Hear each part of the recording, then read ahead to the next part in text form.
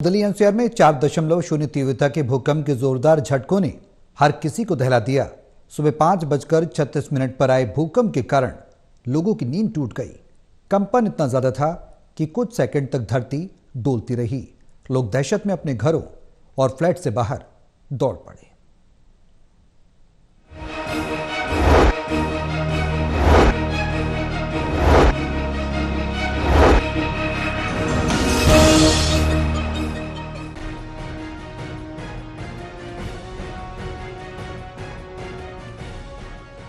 Delhi NCR में सुबह तड़के भूकंप के तेज झटके महसूस किए गए।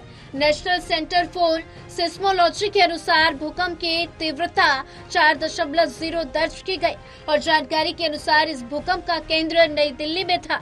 धरती से 5 किलोमीटर की गहराई के चलते तेज झटके दिल्ली एनसीआर में महसूस किए गए। और बता दें कि भूकंप के कंपन से इमारतें हिल गई और लोग दहशत में घरों से बाहर निकल आए। दहशत में आकर लोग घरों से बाहर निकल आए। भूकंप के झटके इतने तेज थे कि घरों से बर्तन नीचे गिरने लगे और घरों में जबरदस्त कंपन हुई। लोगों ने कहा कि काफी सालों बाद उन्होंने ऐसे भूकंप के झटके को महसूस किया है। काउंटर हिलने लगे, जो सो रहे थे उनकी नींद झटके के कारण खुल गई। हाँ, मैं सुबह उठ के तैयारी कर रहा था पार्क आने के लिए, तो मेरे ख्याल से जब 5:40 या 38 का टाइम था तो उस टाइम बहुत जबरदस्त झटका आया।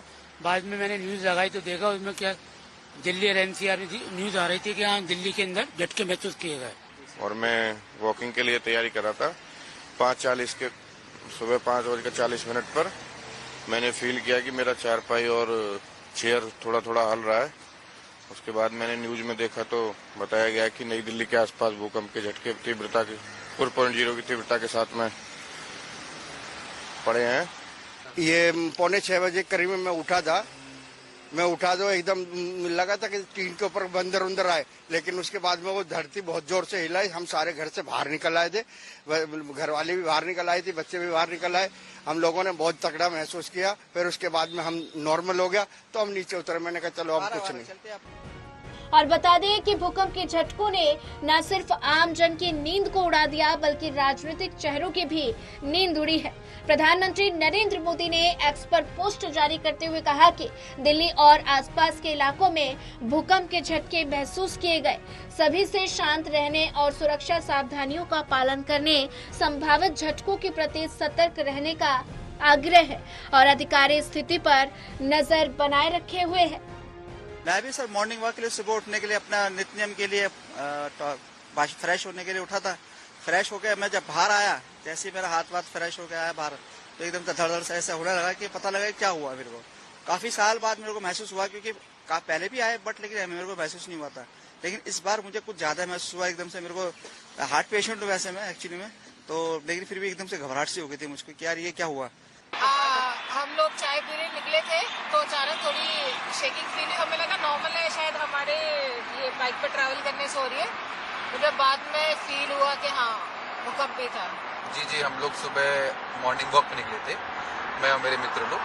तो 5:30 बजे के करीब आसपास कुछ ऐसे कंपन सा महसूस हुआ। ज्यादा नहीं, बहुत माइल्ड कह सकते हैं, पर महसूस हुआ हम लोगों को। और हम लोग चाय पी रहे थे और चाय हल्की सी हमारी चलक जी, हम अपने फ्रेंड्स लोगों के साथ एक कर्तव्य पथ पे घूम रहे थे, तो वहाँ अचानक हमें लगा कि जैसे कुछ हिला। उससे फील हुआ कि हाँ कुछ तो हुआ है। 5-5:30 बजे के करीब।